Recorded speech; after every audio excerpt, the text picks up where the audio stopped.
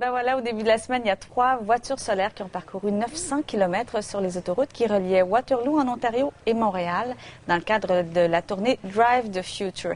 Il y a des gens qui sont reliés à ça, qui nous ont fait une visite surprise, qui sont à l'extérieur avec Pascal.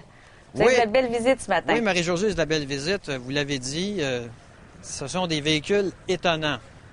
Et pour en parler, je suis avec Daniel Lévesque, président du groupe Eclipse, Ça, de l'École de technologie supérieure. C'est le nom de la voiture aussi. Oui. Bon, j'aimerais ça que François vous montre un peu ces véhicules-là parce que vous allez voir, on a l'impression que les Martiens sont débarqués en ville. Eh mon Dieu, oui! Alors, Daniel, dis-moi exactement en quoi ça consiste. Ce qu'on voit là-dessus, ce sont ça, ces capteurs solaires? Oui, c'est des cellules solaires. Le but de ça, c'est justement de transformer l'énergie du soleil en électricité pour pouvoir justement alimenter le moteur électrique des véhicules. Donc, ça, ce sont les capteurs, ces petites plaquettes noires qu'on voit ici. Exactement. Ça, justement, c'est des petites plaquettes qui sont en silicium la plupart du temps. Puis, c'est comme le matériel qu'on utilise en général pour faire toutes les composantes électroniques. Puis, de ça, justement, l'énergie du soleil rentre à l'intérieur, puis pousse les électrons, justement, comme une batterie, une pile, si on veut. Donc, on recharge la batterie, là. Exactement. Si on roule, on peut se servir de cette électricité-là pour faire avancer le véhicule. Si on roule pas, on peut s'en servir pour recharger les batteries qui sont à l'intérieur des véhicules. Alors, qu'est-ce qui vous a poussé à venir nous voir ce matin? C'est qu'évidemment, vous allez exposer les véhicules aujourd'hui à Montréal. Oui, c'est ça. Ce qu'on fait, c'est qu'on va exposer aujourd'hui de 9h à peu près à midi, 1h, cet après-midi, en avant du Centre des sciences au Vieux-Port de Montréal. Puis, on était supposé d'être 3 véhicules. Malheureusement, il y a eu un véhicule qui a eu un pépin, donc on est rendu 2.